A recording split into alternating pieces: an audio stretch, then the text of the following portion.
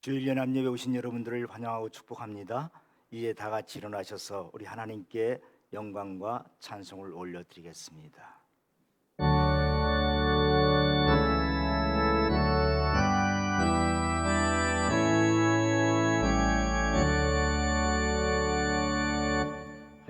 하늘에 가득한 영광의 하나님, 온 땅에 충만한 존귀하신 하나님, 생명과 빛으로 지혜와 권능으로 언제나 우리를 지키시는 하나님, 성부와 성자와 성령 삼위의 하나님,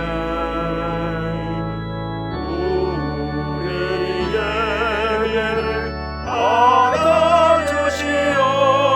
받아주시옵소서. 서로 인사하겠습니다. 하늘 복 많이 받으세요. 하늘 복 많이 받으세요.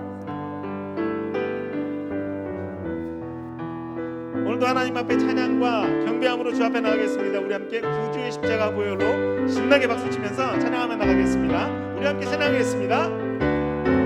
구주의 십자가 보혈로 내 씻음 받기를 원하네.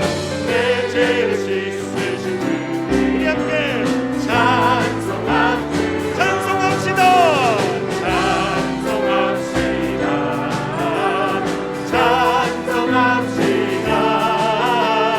내 죄를 씻으신 주 하나님 찬송합니다. 우리 다시 한번 1절 고백합니다. 구주의 십자가 보혈로 죄 씻음 받기를 원하네. 내 죄를 씻으신 주 이름 찬송합시다. 함께 찬양합니다.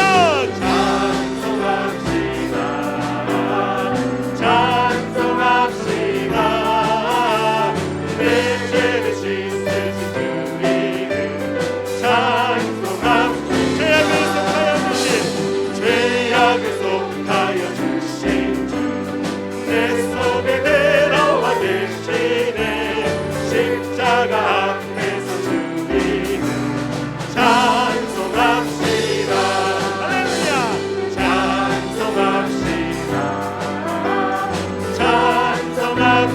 찬송합시다.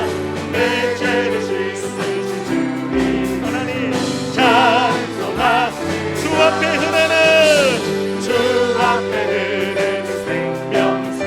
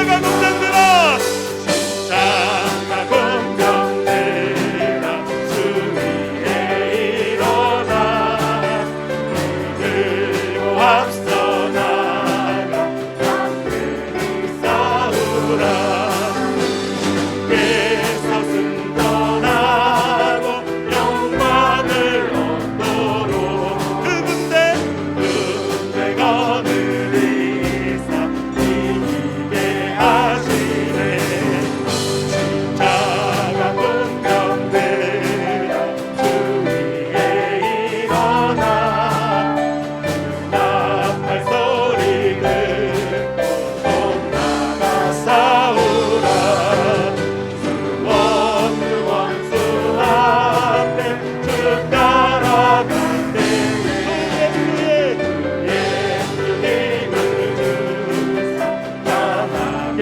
하시네 십자가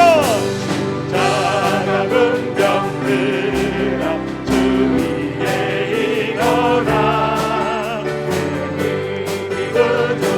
주 권능을 이르라 죽음의 강주 입고 늘 기도하며 너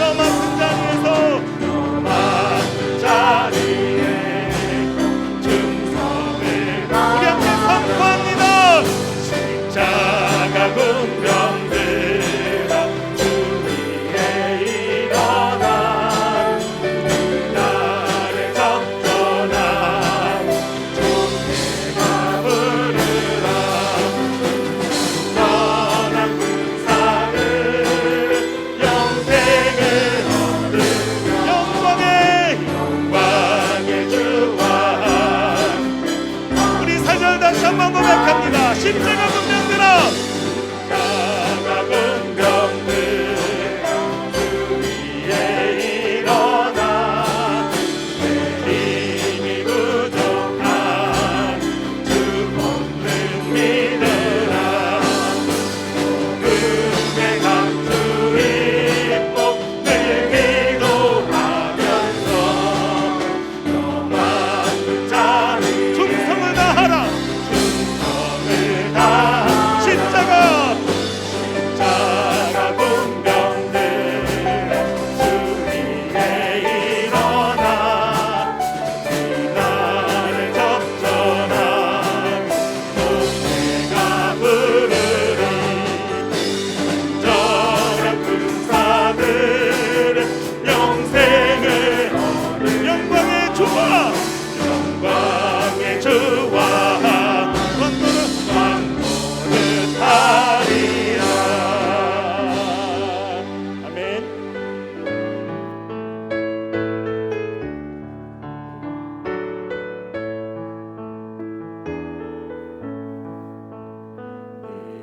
내일 일은 나 몰라요 하루하루 살아요 은행이나 여행함도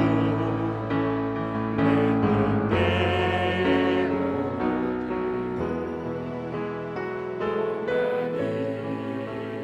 못해요 가도 끝이 없고 보내요 주님 예수 할렐루야 손잡아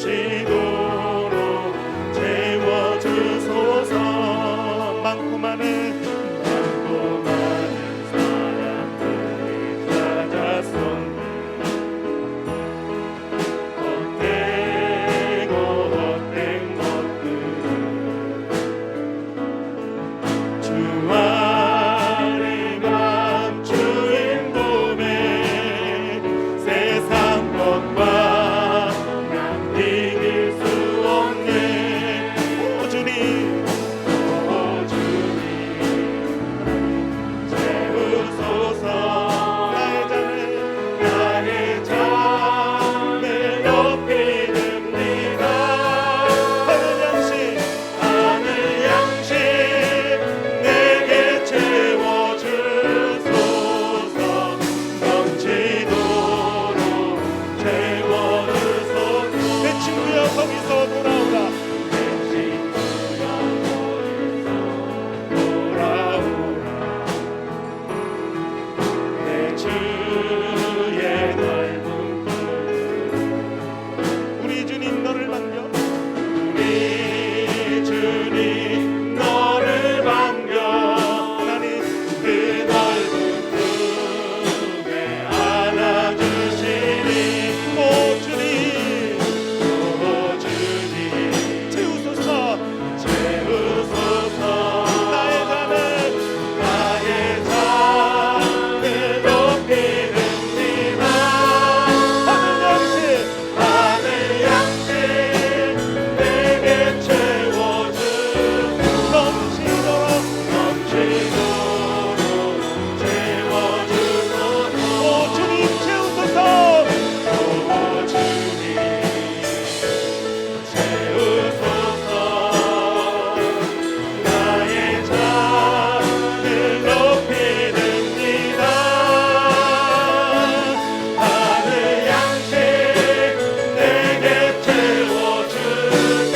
하나님 우리 그 손 높이 들고 하나님 앞에 간구하는 마음으로 고백합니다. 오 주님 채우소서. 오 주님 하나님 채우소서. 나의 잠을 높이 듭니다. 하늘 양식 내게 채워주소서. 하나님 넘치도록 우리 마지막으로 고백하기를 원합니다. 오 주님 채우소서. 오 주님 채우소서.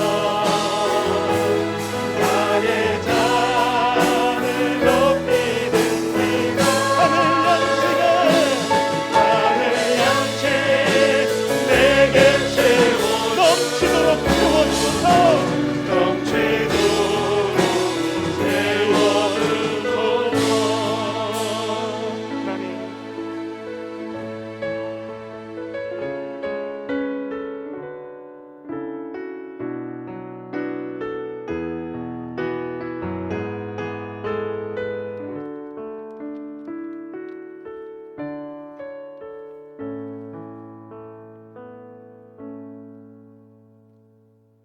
저희들을 사랑으로 품어주시는 아버지 하나님, 주님의 참 사랑과 은혜에 감사를 드립니다. 오늘 거룩한 주일 이 시간 주님의 자녀들을 주님의 전으로 인도하여 주시고 또 순종하여 나와 찬양과 경배를 드리오니 기뻐 받아 주시옵소서. 저희들의 삶 전체가 진실된 예배가 되기를 원하오며 저희들로 하여금 주님의 삶을 본받아 살아가도록 축복하여 주시옵소서. 예배 가운데 주님 만나 주시며 이 예배를 통하여 저희가 참다운 소망을 발견할 수 있도록 인도하여 주옵소서. 자비하신 하나님, 오늘도 저희들의 모습은 세상의 욕심과 생각을 그대로 가지고 나왔음을 발견합니다. 허물 역시 무겁고 중하여 주님 앞에 바로 서기조차 두렵고 떨립니다. 주님이 저희의 죄를 책망하시면 마땅히 멸망할 수밖에 없는 저희들입니다. 주님의 은혜와 자비가 있어 용서받고 살아온 저희들이 다시 주님께 죄를 자백하며 회개하오니 진노를 거두시고 불쌍히 여기사 용서하여 주시기를 원합니다. 저희가 이 세상 살아가는 동안 시험과 환난을 통해서라도 주님을 망각하는 일이 없도록 깨닫게 하여 주시옵고 영적으로 건강하게 하시사 육체적인 건강과 물질적인 부가 전부가 아님을 알게 하시사 믿음으로 부유하게 하여 주옵시고 주님을 아는 지식으로 충만하게 하여 주셔서 지혜롭고 겸손하게 하시며 높아질수록 낮아지게 가질수록 사랑을 베풀 수 있는 저희들 되게 하여 주옵소서. 올해의 시작이 엊그제 같은데 벌써 올해의 절반을 지나 초여름의 시작과 함께 보훈의 달을 맞아 국가 민족의 안녕과 평화를 위해 목숨 바친 선열들과 그의 가족들을 위로해 주시고 이 나라 이 민족을 불쌍히 여기시어 이제 새롭게 시작한 21대 국회와 나라를 이끄는 위정자들이 서로를 이해하고 협력하여 공의와 정의로 나라를 이끌어가게 하여 주옵소서. 언제나 저희를 지켜주시는 사랑의 주님, 저희가 코로나19로 인하여 일상의 생활들조차 주님의 은혜 없이는 누릴 수 없음을 깨닫게 하시고 이를 위해 노력하고 수고하는 방역 당국과 의료진들을 위로하시고 온 국민이 힘을 모아 바이러스를 이겨내고 더는 확산되지 않도록 주님께서 간섭하여 주옵소서. 또한 여름철 무더위에 저희 건강을 지켜주시고 날마다 신령한 하나님의 은혜가 충만하게 하시어 약한 자에게 힘을 주시고 병마로 고통 중에 있는 자에게는 치료하여 주시며 자녀들에게는 지혜를 주시옵고 장기적 불황으로 인하여 영적으로나 육체적으로 지쳐있고 목말라 하는 주님의 백성들에게 영혼의 단비를 내려 주옵소서. 주의 몸된 교회를 위하여 자신의 일보다도 더욱 애쓰고 힘쓰는 손길들을 기억하시고 저들의 몸을 드리는 봉사 위에 이 교회가 날로 든든해지고 주님의 빛을 환하게 드러내는 복된 교회가 되게 하옵소서. 말씀을 전하시는 목사님께 성령의 능력으로 함께 하시고 영육간의 강건함을 허락하시며 주님의 말씀을 선포하실 때에 주의 능력이 나타나는 놀라운 역사가 있게 하옵소서. 사랑이 많으신 예수 그리스도의 이름으로 기도드립니다. 아멘.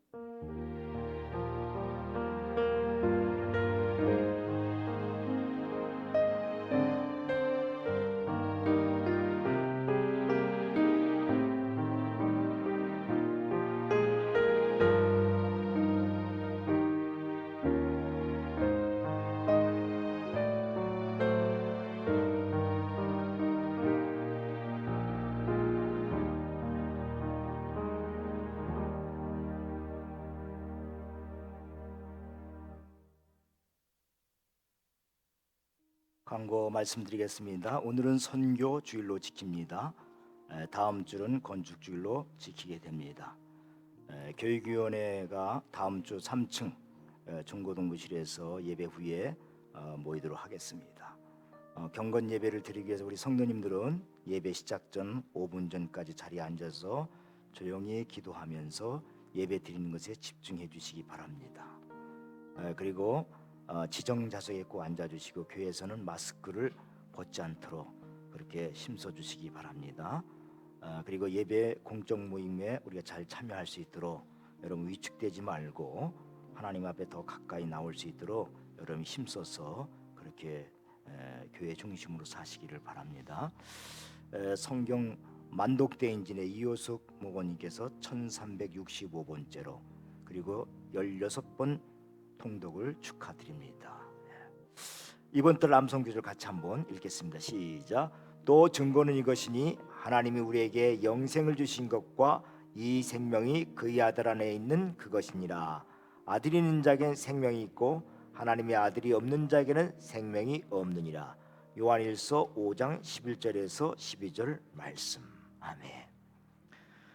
이제 우리 다 같이 일어나셔서 오늘 주신 하나님의 말씀을 같이 교독하겠습니다. 교독할 때 하나님이 들려주신 음성으로 들으시기를 바랍니다. 시편 128편 1절에서 6절까지 말씀입니다. 시편 128편 1절에서 6절. 여호와를 경외하며 그의 길을 걷는 자마다 복이 있도다.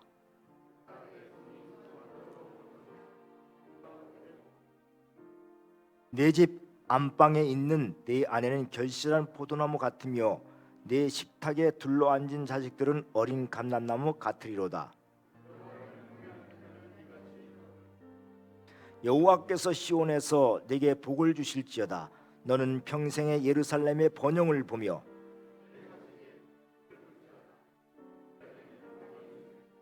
아멘.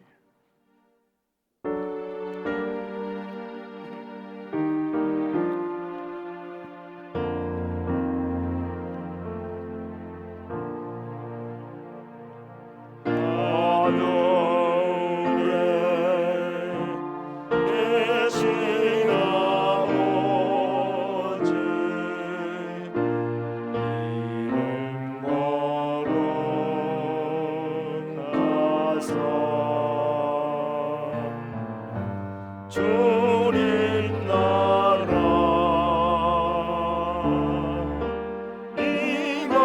하시고 뜻을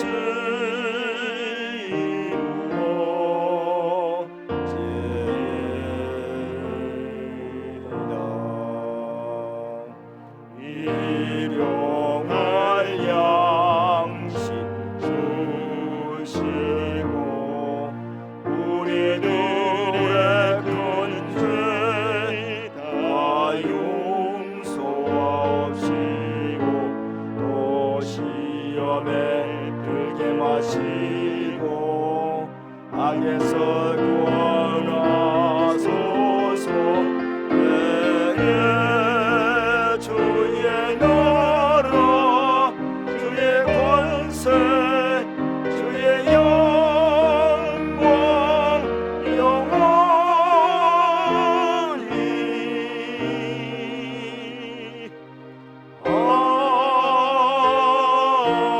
아멘.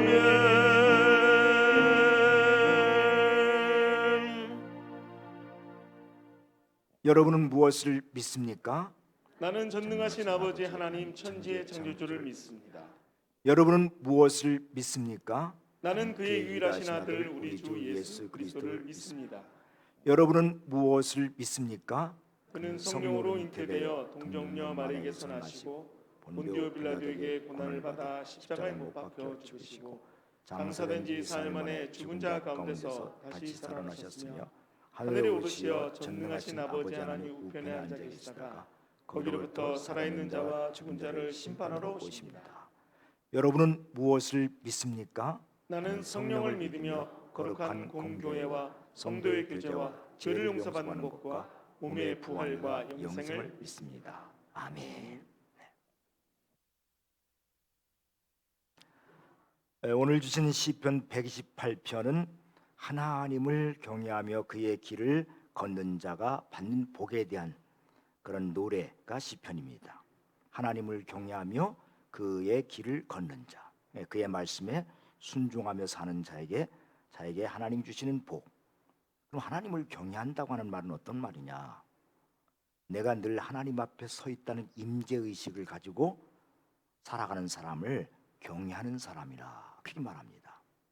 내가 하나님 앞에 서 있다는 임재의식을 가지는 거. 요셉이 주인 마나님이 보디발의 그 아내죠. 주인 마나님 보디발의 아내가 유혹을 할 때 그가 뭐라고 합니까?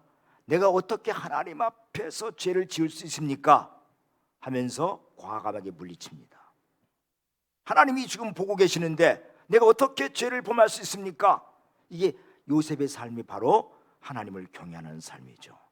이런 사람에게는 오늘 시편 128편을 통해서 세 가지 복을 주신다 그렇게 말씀하고 있습니다. 이게 시편 128편이 성전에 올라갈 때 부르는 노래거든요. 성전에 올라가면서 부르는 노래. 그러니까 이스라엘 백성들은 절기나 성전에 올라갈 때마다 이 노래를 부르면서 하나님 앞에 다짐하는 거예요. 내가 하나님을 경외하는 삶을 살아야지. 하나님을 경외하는 삶을 살아야지. 이렇게 다짐하면서 성전에 올라갔다는 거죠. 여러분이 교회 오실 때도 마찬가지예요. 내가 오늘 교회 나가서 하나님을 경외하는 마음으로 인생을 살아야지. 오늘 주시는 말씀으로 내가 하나님을 경외하는 마음으로 일주일을 살아야지. 이렇게 들어오실 때 나가실 때 다짐하는 거예요. 그러면 하나님을 경외하는 자가 받는 복이 뭐냐? 첫째, 128편 3절 한번 같이 읽겠습니다. 시작. 네 집 안방에 있는 네 아내는 결실한 포도나무 같으며 네 식탁에 둘러앉은 자식들은 어린 감람나무 같으리로다. 이게 좀 1절인데 2절인데 잘못됐네. 2절. 2절에 뭐라면 네가 네 손이 수고한 대로 먹을 것이라 네가 복되고 형통하리라 그랬어요. 하나님이 첫 번째 주시는 복이 뭐냐? 내 손이 수고한 대로 먹는 복. 그래서 첫째 같이 한번 읽겠습니다. 시작. 수고한 대로 복을 주신다. 이게 하나님이 주시는 복이에요. 우리는 생각할 때 생각자는 목돈이 갑자기 생긴다든가, 또 내가 살고 있는 땅값이나 집값이 갑자기 재개발이 되거나 개발이 돼서 부동산 가격이 상상할 수 없을 정도로 올라갈 때, 야 이거 복 터졌다, 횡재 맞았다 그렇게 생각하기가 쉬워요. 물론 이것도 하나님의 복이죠. 근데 이런 경우는 뭐 드문 경우고, 그런 복을 받았다 할지라도 한번 보십시오. 나중에 결과를 보면 그게 복이 아니라 나중에 그것 때문에 가족끼리 더 불행해지는 경우를 우리가 종종 보게 됩니다. 그래서 이게 하나님이, 물론 하나님이 그런 복을 통해서 우리에게 주실 수 있지만 반면에 그게 꼭 복이 되는 건 아니에요. 어떤 사람은 정직하고 성실하게 바르게 살아도 인정을 받기는커녕 대가도 제대로 받지 못하는 경우도 있습니다. 그래서 재물이 복의 기준이 아니에요. 그럼 성경이 말하는 복의 기준이 뭐냐? 여러분, 적어도 예수 믿는 사람들은 성경이 말하는 복의 기준을 우리가 알기 위해서 이 자리에 나온 거 아니에요. 성경이 말하는 복의 기준이 뭐냐? 네가 수고한 대로 하나님이 주시는 복이다 그랬어요. 우리 그리스도인들이 직장에서 바르게 일하고 그렇게 일하는데도 윗사람이나 회사가 정당한 대우를 하지 않고 정당한 평가를 하지 않는다 할지라도 우리는 뭘 생각해야 돼? 하나님이 나에게 주신다는 믿음을 가져야 실망을 하지 않습니다. 회사를 기대하고 사람을 기대하면 실망해요. 근데 나 이 모든 건 하나님 주신다는 생각을 가지셔야 돼. 하나님께서 아브라함을 하란에서 부르잖아요. 불러갖고 가나안 땅, 지금의 팔레스타인 지역에 인도하십니다. 그리고 말씀하시기를 내가 너와 네 후손에게 이 땅을 주겠다 약속했어요. 그래서 아브라함은요 너무 감사해서 그래서 제단을 쌓고 여호와 이름을 불렀어요. 그랬으면 하나님이 그 땅에서 잘 되게 해줘야 되잖아요. 그런데 가나안 땅에 뭐가 왔어요? 기근이 왔어요. 기근이. 그래서 먹고 살기 힘든 거예요. 그러니까 하나님께 묻지도 않고 따지도 않고 기근을 피해서 어디로 가요? 애굽으로 내려가거든. 근데 애굽에 내려가는데 여러분, 하나님의 말씀을 이렇게 벗어나면요 마음속에 뭐가 오느냐면 두려움이 와요. 그 하나님 앞에 묻지도 않고 그냥 가니까 마음속에 두려움이 오는데 어떤 두려움이냐? 내 아내 때문에 걱정이 되는 거. 아내 때문에 혹시 내 아내 때문에, 예쁜 아내 때문에 내가 위험해지는 거 아닌가, 그런 생각이 드는 거예요. 그래서 사라를 불러갖고 우리 다른 사람이 우리한테 물어보면 무슨 관계냐 물어보면 오빠 동생 관계라고 그렇게 우리가 대답하자 그 약속을 했어요. 근데 애굽 땅에 나라니까 아니나 다를까 애굽의 바로가, 애굽의 왕이 아브라함의 아내를 딱 보고서 뿅 가갖고 이게 누구냐 이게 물어보는 거예요. 그러니까 아브라함이 뭐라고요? 누이라고, 우리 누이라고. 그랬더니 바로가 너무 좋아갖고 즉시 자기 첩으로 삼아갖고 그리고 아브라함을 그 대가로다가 후대를 합니다. 어떻게 후대를 한 거 볼까요? 창세기 12장 16절을 봅시다. 시작. 이에 바로가 그로 말미암아 아브라함을 후대함으로 아브라함이 양과 소와 노비와 암수나기와 낙타를 얻었더라. 옛날에는 다 이게 재산이니까 그 당시 거기서는 양과 소와 노비와 암수나기와 낙타를 많이 줬어. 이게 얼마나 복 받은 거예요, 엄마. 행제 받은 거죠. 근데 다행히 하나님이 그날 밤에 간섭하셔갖고 사라 아내를 무사히 데려올 수 있었지만 큰일 날 뻔한 거 아니에요. 하나님은 아브라함을 통해서 하나님의 거룩한 씨앗을 주려고 하는데 이게 남의 아내가 돼버리면 이거 어떻게 되는 거예요? 큰일 날 뻔했죠. 근데 그 덕에 창세기 13장 1절에서 2절을 볼까요? 아브라함이 애굽에서 그와 그의 아내와 모든 소유와 롯과 함께 네겝으로 올라가니 아브라함에게 가축과 은과 금이 풍부하였더라. 그러니까 애굽에서 받은 것 때문에, 행제 받은 것 때문에 가나안 땅에서 뭐가 거부가 돼서 거부가. 근데 문제는 이때부터 생긴 거예요. 재산이 불어나자 문제가 생기는데 뭐냐? 가축이 늘어나니까 아브라함의 양떼와 롯의 양떼가 서로 이게 그 치는 목자들이 서로 싸우는 거예요. 왜? 서로 좋은 목초지를 차지하기 위해서 아브라함의 양떼를 지키는 그런 목자들과 이 롯의 양떼를 지키는 목자들이 서로 싸우는 거예요. 분쟁하는 거예요. 그게 분쟁이 돼서 삼촌과 조카 아브라함과 롯이 사이가 갈라서게 되죠. 그리고 또 무슨 문제가 있었냐? 바로가 준 선물 중에 노비가 있었는데 노비 가운데 누가 있냐? 하갈이 있었거든요. 하갈. 그래서 몸종 삼은 거예요. 몸종. 하갈, 사라의 몸종 삼은 거예요. 처음에는 뭐 순종도 잘하고 그래서 사라가 아기도 못 낳고 그러니까 아브라함에게 첩을 추천해서 자기 손으로 첩을 추천해 갖고 아기를 낳게 했더니 하갈이 어떻게 해요? 자기가 아기 낳고 나서 이게 싹 달라지는 거예요. 주인 마님을 갖다 우습게 여기는 거예요. 없인 여기는 거예요. 그래서 아브라함하고 어떻게 부부싸움하잖아요. 그리고 몸종이 낳은 아들 이스마엘과 주인 하나님이 낳은 나중에 이삭과 갈등을 일으켜서 그것 때문에 갈라서고 그것 때문에 아브라함이 많은 아픔을 겪습니다. 그러니까 아브라함이 여기서 뭘 깨달았냐? 아, 불로소득이 좋은 것만은 아니구나. 이 사실을 깨닫게 돼. 불로소득이 좋은 것만 아니에요. 그래갖고 그 후에 소돔에 전쟁이 일어났습니다. 자기 조카 롯과 소돔에 살고 있는 많은 백성들이 이 포로로 잡혀갔어요. 그러니까 아브라함이 어떻게 자기 조카를 구하기 위해서 318명, 자기가 기르고 있는 사병 318명을 데리고 가서 포로로 잡혀가 있는 롯과 소돔성에 있는 사람들을 많이 구출해 오잖아요. 그러니까 너무너무 고마웠고 소돔의 왕이 전리품을 네 다 가져라. 그러니까 어떻게 해요? 거절합니다. 아브라함이 이때 거절해. 공짜가 좋은 게 아니다. 그리고 자기 아내가 사라가 죽었을 때 묘지를 마련하려고 하는데 거기 햇사람이 막벨라 굴이 딸린 밭을 공짜로 주겠다는 거예요. 그런데도 기어이 값을 치르고 사게 됩니다. 왜? 공짜 취하는 게 나중에 큰 문제가 될 수 있다는 사실을 그는 깨달았기 때문에 그때부터 공짜를 안 좋아해요. 그러니까 여러분, 누가 갑자기 큰 돈이 생긴다고 뭘 제안하면 이게 웬 떡이냐 웬 복이냐 하고 결정 빨리 내리지 말고 신중하게 기도하면서 알아보고 결정해야 돼요. 뭐 이게 저기 텔레비에 그런 프로그램이 있더라고요. 속아갖고선 그렇게 당한 사람들 얘기가 수없이 나오고 신문에도 많이 나오는데 그래 또 당해. 보이스피싱 누가 당했다고 그랬는데 또 당해. 그 사람 막상 당하면 또 당해. 그러니까 여러분, 공짜 좋아하지 마세요. 자기가 수고한 대로 먹는 게 복이에요. 그럼 왜 수고한 대로 받는 것이 복일까요? 우리가 타락 전에는요 노동이 즐겁고 행복했어, 보람이 있었어요. 타락하기 전에는.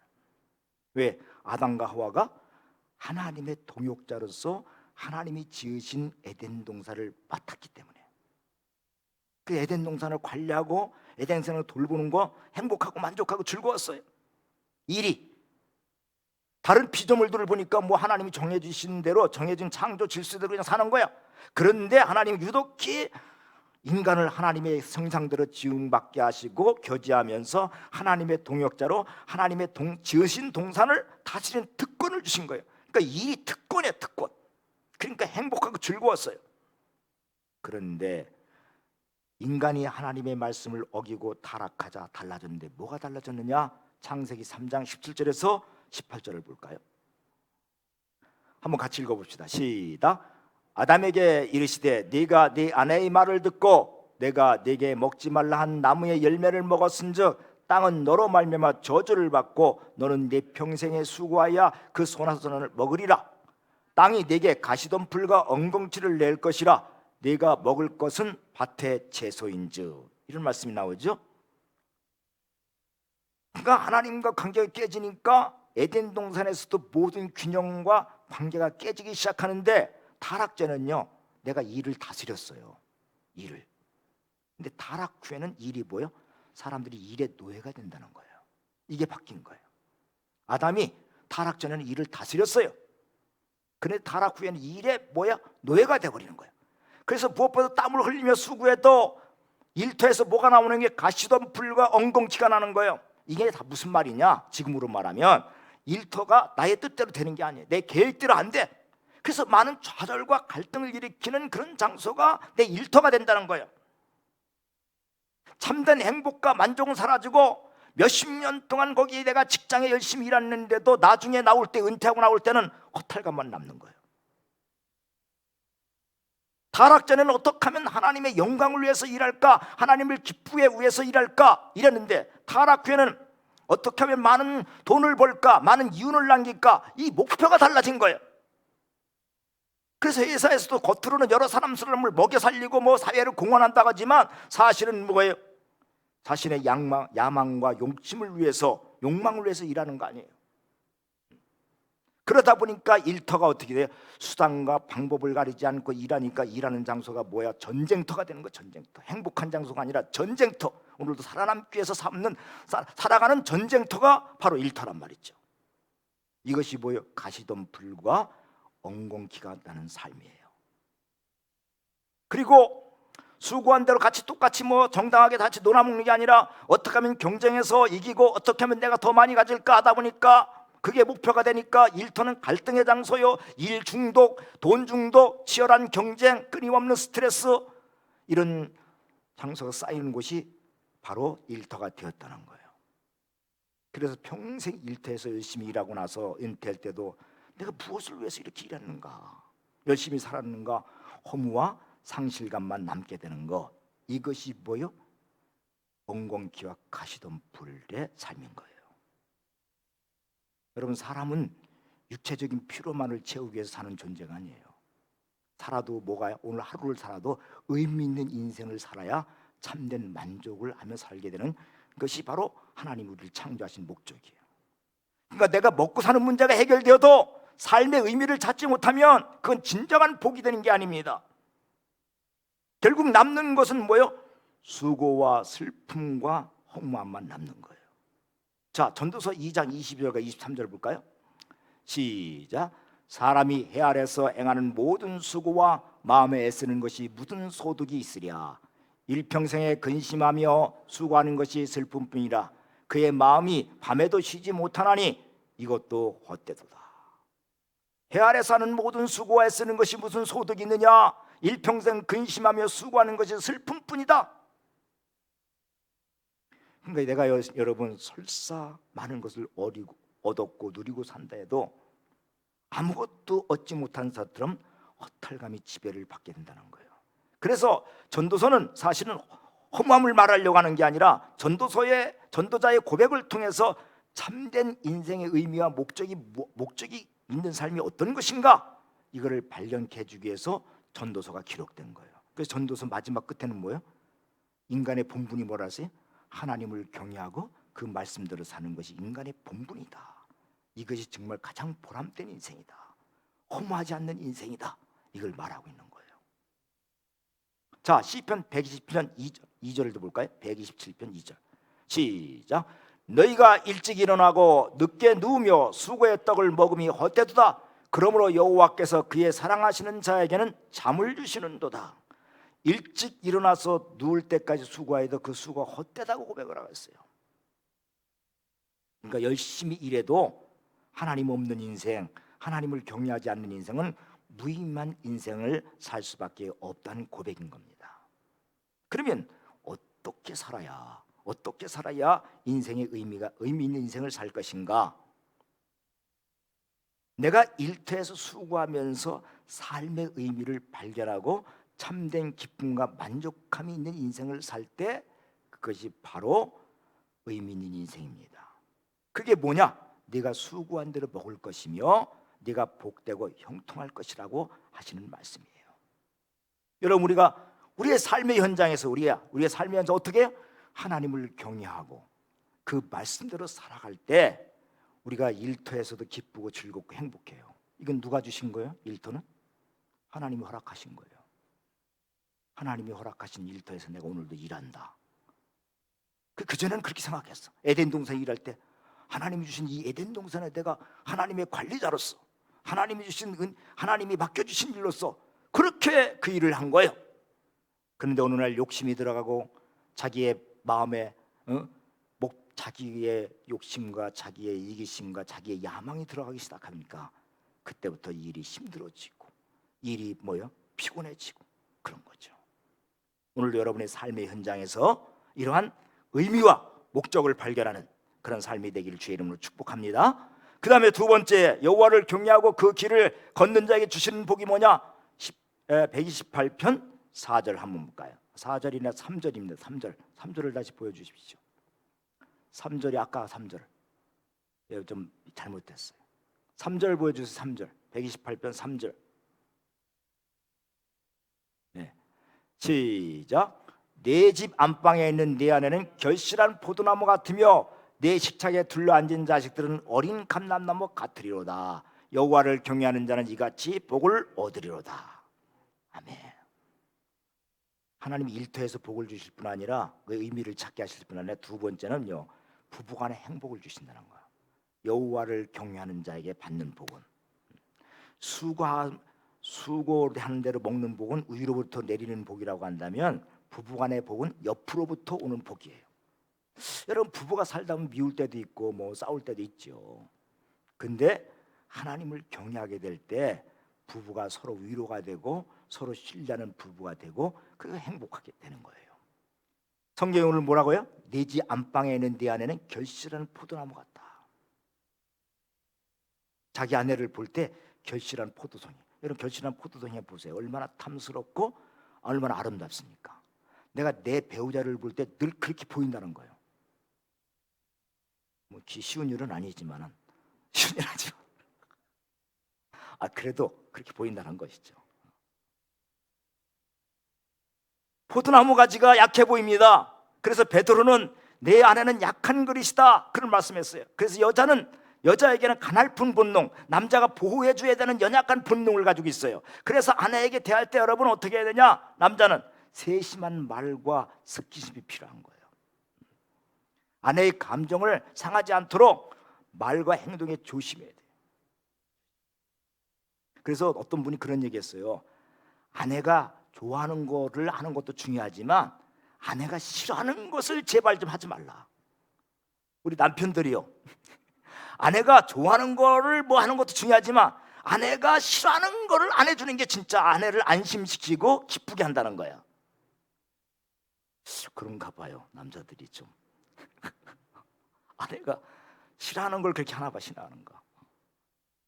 그렇게 하면요, 아내를 다정함과 정직함과 성실함으로 아내가 대하게 되면, 우리 세관계 성도들이 남자들이 그렇게 대하면요, 그거는 남자들의 자존심을 상하게 하는 게 아니라 아내로부터 존경을 받고, 그리고 맛있는 음식도 상에 오르게 하는 비결이 된다는 것이죠. 맛있는 음식을 먹고 싶습니까?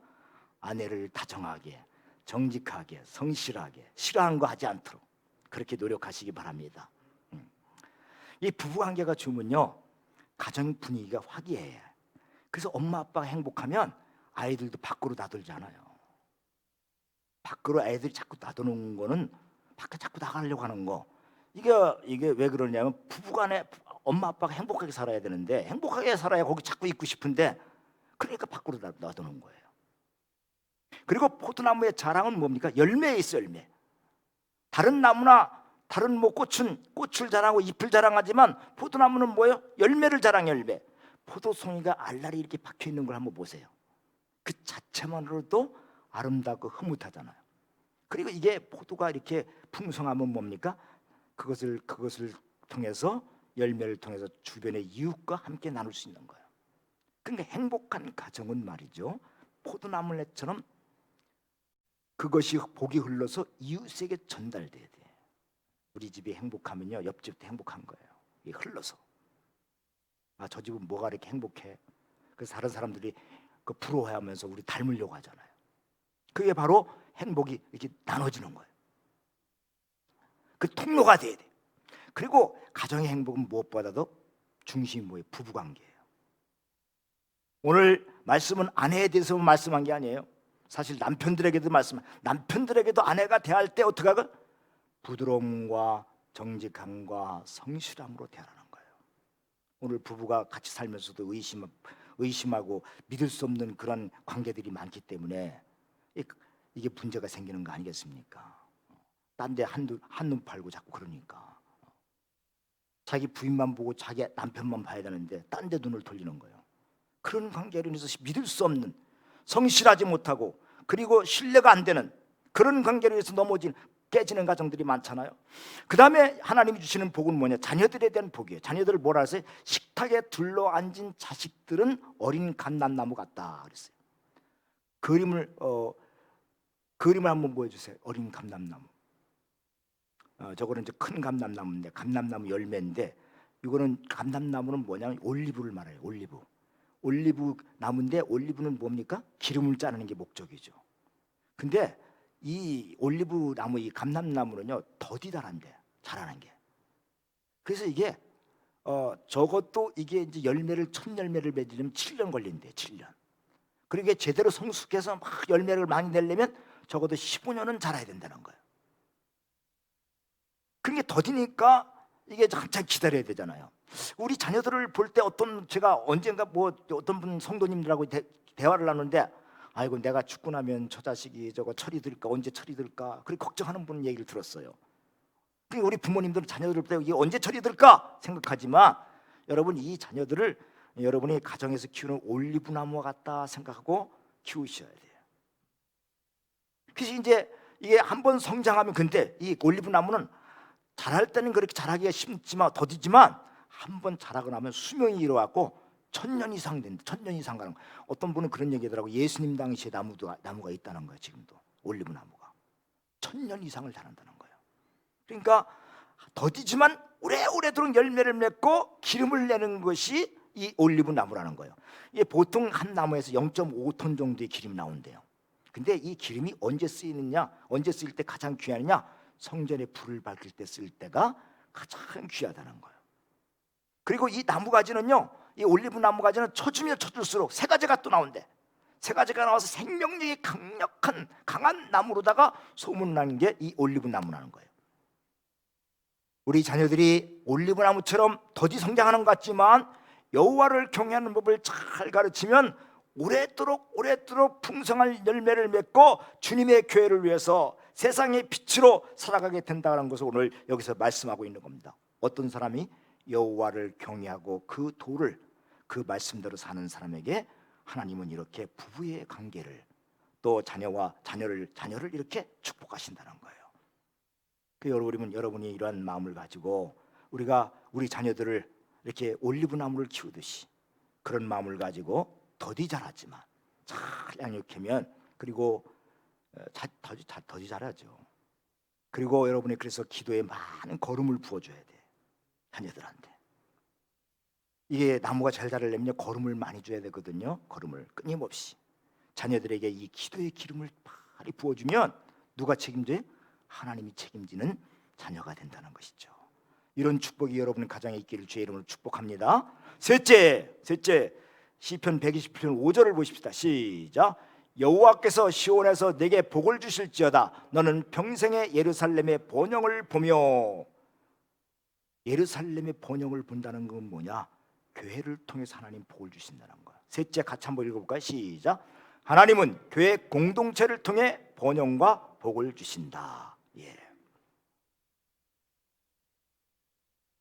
그래서 우리 하나님께서는요, 예루살렘의 번영, 시온과 예루살렘이란 말이에요. 시온은 뭐냐? 하나님의 성전을 가리키는 거예요. 예루살렘도 하나님의 백성들의 공동체인 교회를 가리키는 거예요. 시온도 마찬가지죠. 옛날에는 성전이지만 지금은 교회죠.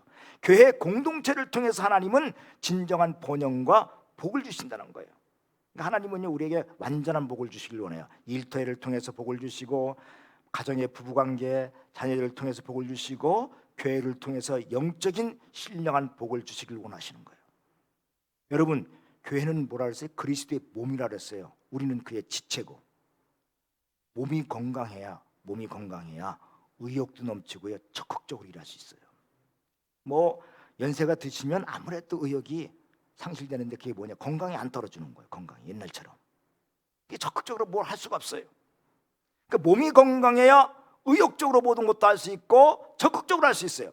마찬가지로 여러분, 그리스도의 몸인 이 교회가 건강해야 우리 성도들이 누리는 복이 넘치게 되는 거예요. 그래서 이 교회를 위해서, 여러분이 교회를 위해서, 건강한 교회를 위해서 기도하고 헌신 봉사할 때 내 삶에 의욕이 넘치고, 하나님은 이 교회의 공동체를 통해서 나에게 신령한 복을 주시는 거예요. 여러분, 사실 우리가 일터의 복도 필요하고 가정의 복도 필요하지만 이런 근본적인 그런 원동력이 되는 게 뭐예요? 하나님이 나에게 주시는 은혜예요. 오늘도 하나님과의 관계 속에서 내가 영적으로 신령한 복을 얻고 하나님과의 나의 관계가 풍성해 보세요. 내 일터도 바뀌어지게 되고 내 가정도 바뀌어지게 되는 거예요. 그러니까 근본적인 게 어디냐? 하나님으로부터 내가 받는 은혜가 있어야 돼. 그래서 예배를 여러분 중요시하는 거예요. 예배 토요일부터 준비를 하셔갖고, 사실은 토요일 날 준비된 마음 가지고 주일날 오셔야 돼. 그래서 정말 사모하는 마음으로 오늘 하나님께 이게 찬양을 드릴 때도 내 입으로 다 고백하는 고백이 돼야 돼요. 가사도 기도를 드릴 때도 대표 기도해도 나도 같이 동참해서 기도를 드리는 거예요. 그 예배에 집중해야 돼요. 그래서 그날 은혜를 받고 그걸 가지고 일주일 동안 사는 거예요. 그 말씀을 묵상하면서 교회가 건강해야 여러분의 가정이 건강해지는 거예요. 교회가 건강해야 나라도 건강해지는 거예요.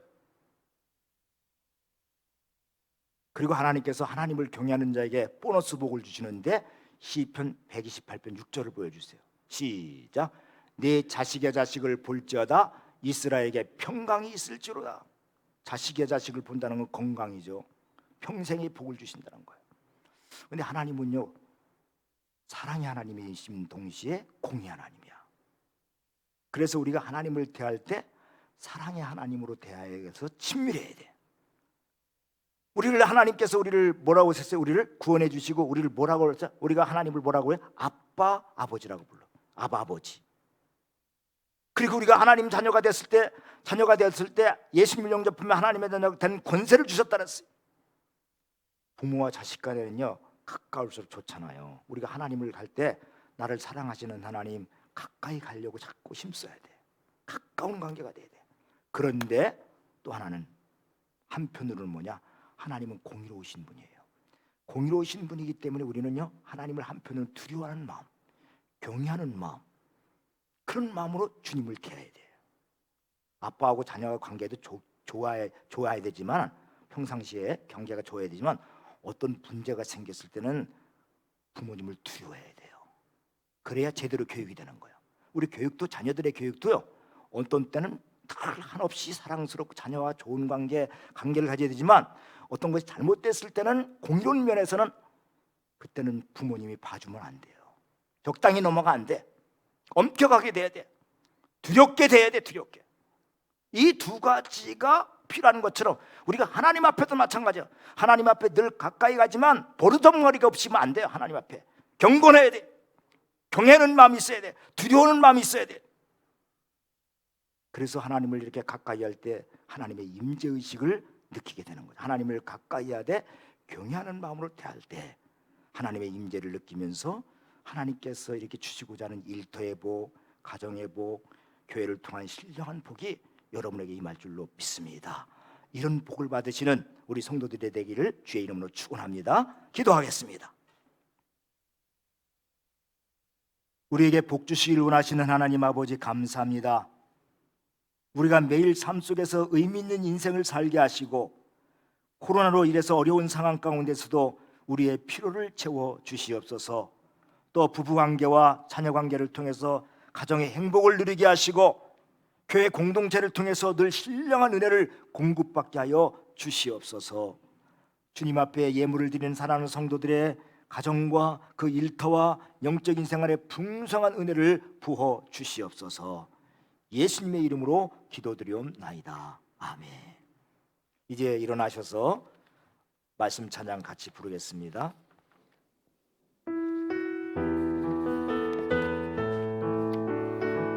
우리 함께 찬양합니다. 오라 우리가 여호와의 산에 올라 하나님의 전에 이르자. 오라 우리가 여호와의 산에 올라 하나님의 전에 이르자.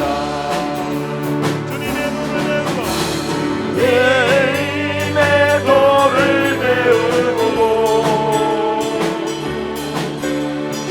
주님의 길로 행하리.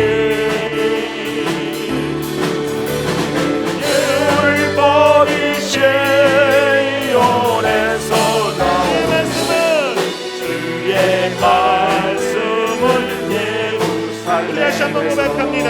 오라 우리가 여호와의 산에 올라 하나님의 전에 이르자. 오라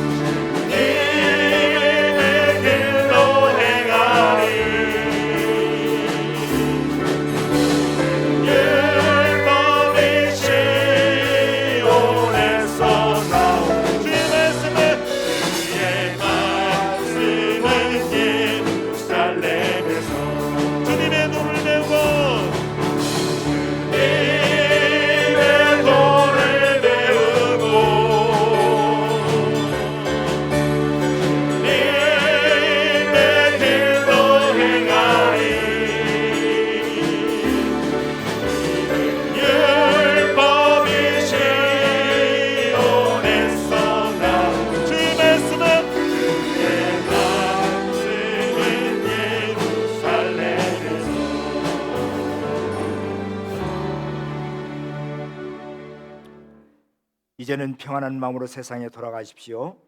선한 일에 용기를 가지며 악을 악으로 갚지 마십시오. 항상 연약한 자를 도우시며 병든 자를 찾아보시고 곤란 당하는 이웃을 위로하십시오. 모든 사람을 존경하며 주님께 봉사하고 주님을 사랑하십시오. 모든 일을 믿음과 사랑으로 행하시며 어떤 일에도 소망을 포기하지 마십시오. 그리고 거룩하신 성령님께 순종하여 기쁨과 감사의 행하를 해나가십시오. 우리 하나님 아버지는 여러분을 항상 도와주실 것입니다. 이제는 우리를 구원하시고 하나님 백성 삼아주신 예수 그리스도의 크신 은혜와 우리에게 일터의 복, 가정의 복, 신령한 복 주시길 원하시는 하나님 아버지의 크신 사랑과 우리가 겪는 상황 속에서 성령님의 역사가 성도들의 삶의 현장과 가정과 자녀와 이 나라 이 민족 위에 함께 하시옵기를 간절히 축원하옵나이다. 아멘.